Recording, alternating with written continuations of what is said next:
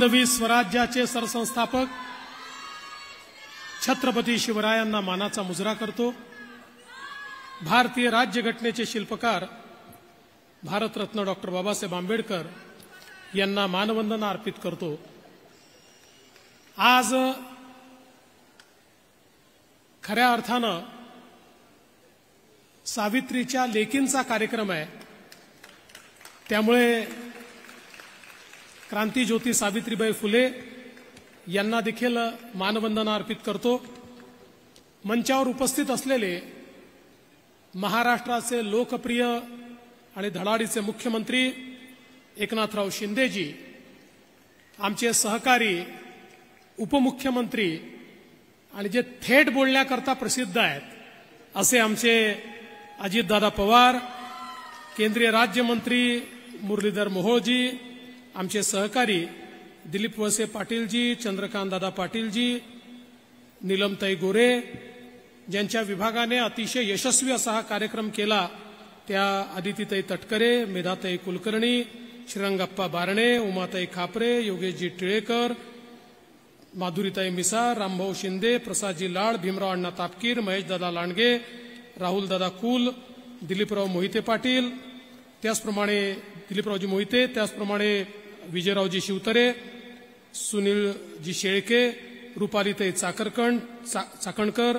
सिद्धार्थजी शिरोळे, सुनीलजी कांबळे, या ठिकाणी मंचावर उपस्थित अश्विनीताई जगताप, त्याचप्रमाणे श्री अनुप कुमार यादव, चंद्रकांत पलकुंडवार, विनयकुमार चौबे, सुहास दिवसे, राजेंद्र भोसले, शेखर सिंग, प्रशांत नारनवरे, राजेश देशमुख, योगेश मसे, स्वप्नील, आपल्या सर्वांना ज्यांनी भारताला मेडल मिळवून दिलं ते स्वप्नील कुसळे, या ठिकाणी उपस्थित सर्व मान्यवर आणि उपस्थित माझ्या सर्व लाडक्या बहिणी आणि माझ्या सर्व भावांनो, आज हा अतिशय आनंदाचा दिवस आहे की मुख्यमंत्री माझी लाडकी बहीण या योजनेची औपचारिक सुरुवात ही पुणे इथे होते। कोणीतरी मला विचारलं की सुरुवात पुण्यापासून का? सुरुवात पुण्यापासून याकरता की ज्यावेळी परकीयांचं आक्रमण आमच्यावर होत होतं, आमचा महाराष्ट्र बेचिराख होत होता, त्यावेळी आई जिजाऊंनी याच पुण्यामध्ये सोन्याचा नांगर चालवून स्वराज्याची संकल्पना ही शिवरायांना दिली होती।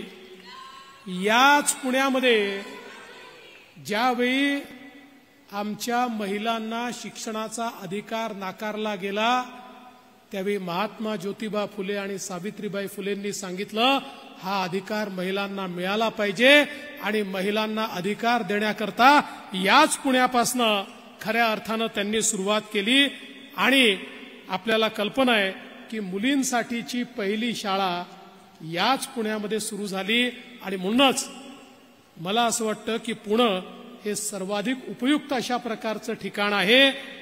केवळ राजकारण नाही तर समाजकारणाची भूमी कुठली असेल, परिवर्तनाची भूमी कुठली असेल तर ते हे पुणे आहे। आणि म्हणून पुण्यापासून सुरुवात करायची। आणि आपलं सरकार तर तुम्हाला माहिती आहे, आपलं सरकार जे आहे ते देना बँक सरकार आहे, ते देत असतं, लेना बँकवालं सरकार नाही आहे।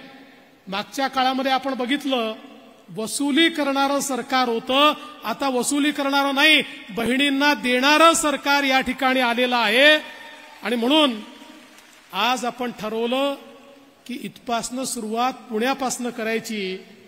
पण पुण्यापासनं सुरुवात जरी औपचारिक आपण केली तरी माननीय मुख्यमंत्र्यांनी सांगितलं पैसे क्रेडिट करणं सुरू करा, कारण ज्यावेळी आपण कार्यक्रम घेऊ त्यावेळी बहिणींना रिकाम्या हाताने ठेवू नका।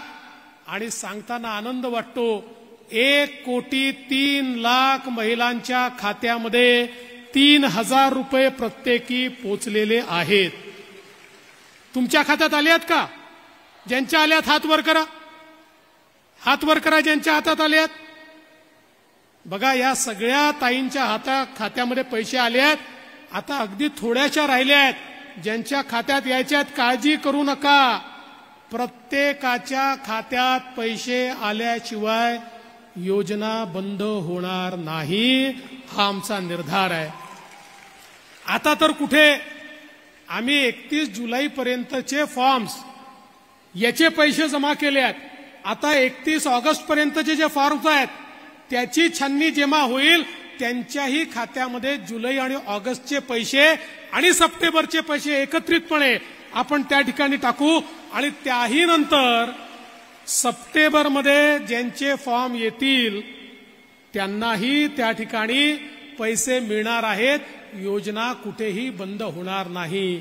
ही खटाखट सारखी योजना नाही आहे, ही फटाफट सारखी योजना आहे जी आमच्या तायांच्या खात्यामध्ये थेट त्या ठिकाणी हे पैसे जातात.